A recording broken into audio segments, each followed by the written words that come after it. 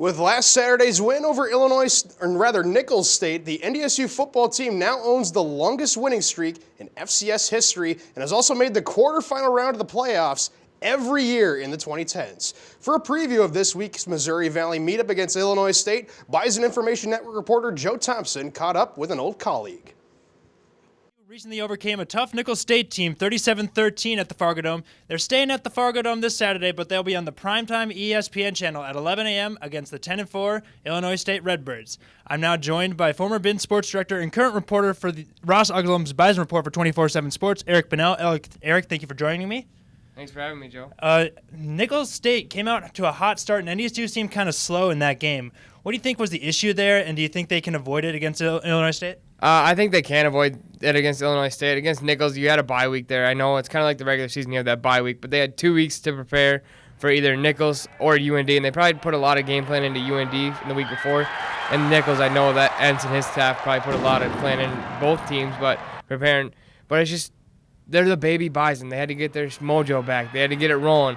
It's the second season. It's their first, a lot of these guys, it's their first time in the playoffs, with the exception of the few offensive linemen that are seniors and obviously the defensive side of the ball. But I don't think it's going to happen this week. I think NDSU is familiar with Illinois State, and I think they're going to kind of run away with this game. Do you think that there's going to be an NDSU player on the offensive and defense side of the ball that are going to give Illinois State some problems who aren't necessarily a big-time name like Trey Lance or Derek Tuska?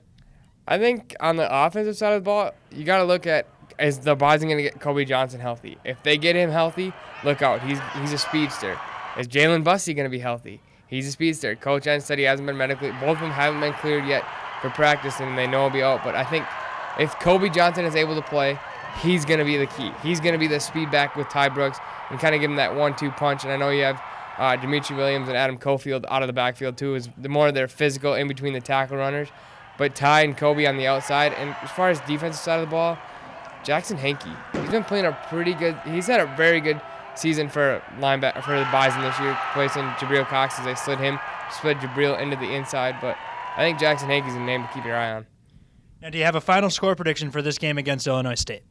I don't like to give final score predictions because most of the time I'm wrong, and I always think, oh, it's going to be close because I've had a few game people always say your final score prediction was off. But I think the Bison win. I think it's closer than last time. I think it's 37-14. All right, thanks so much, Eric, for joining me. Isaac, back to you. Thank you, Joe. The winner of this Saturday's game takes on either Austin Peay or Montana State next weekend. And also just announced yesterday, quarterback Trey Lance received the Jerry Rice Award for National Freshman of the Year in the FCS. To last Saturday night now, the NDSU men's basketball team welcomed in one of the top mid-major programs in the country to the Shields Center in East Tennessee State.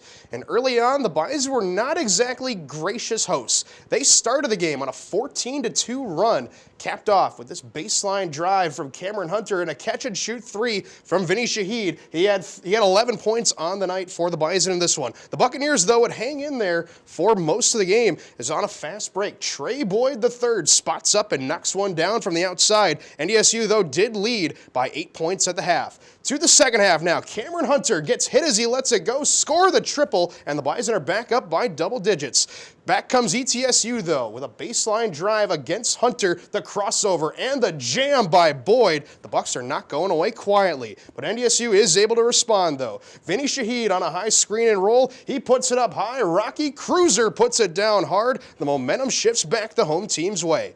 And it would reach fever pitch as Tyson Ward would get the steal and on a fast break, hammers it home with the left hand. The Bison pull off the upset and win this one by 10. They also beat Cal State Northridge last night. They're now 7-4 on the season.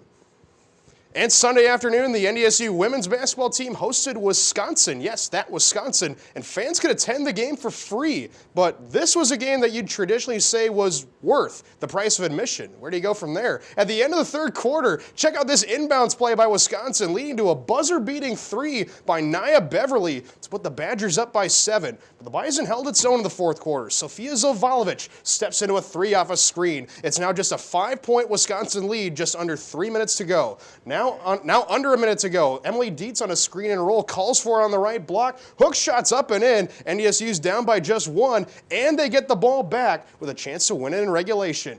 In the left corner, wide open, Riley Newdell's three just a bit long, and Wisconsin leaves Fargo with a 1-point win, but an encouraging effort against a Power 5 school for NDSU. And be sure to stay tuned for more content related to Bison Athletics, but otherwise, that's This Week in Sports. Bison on the Street is next.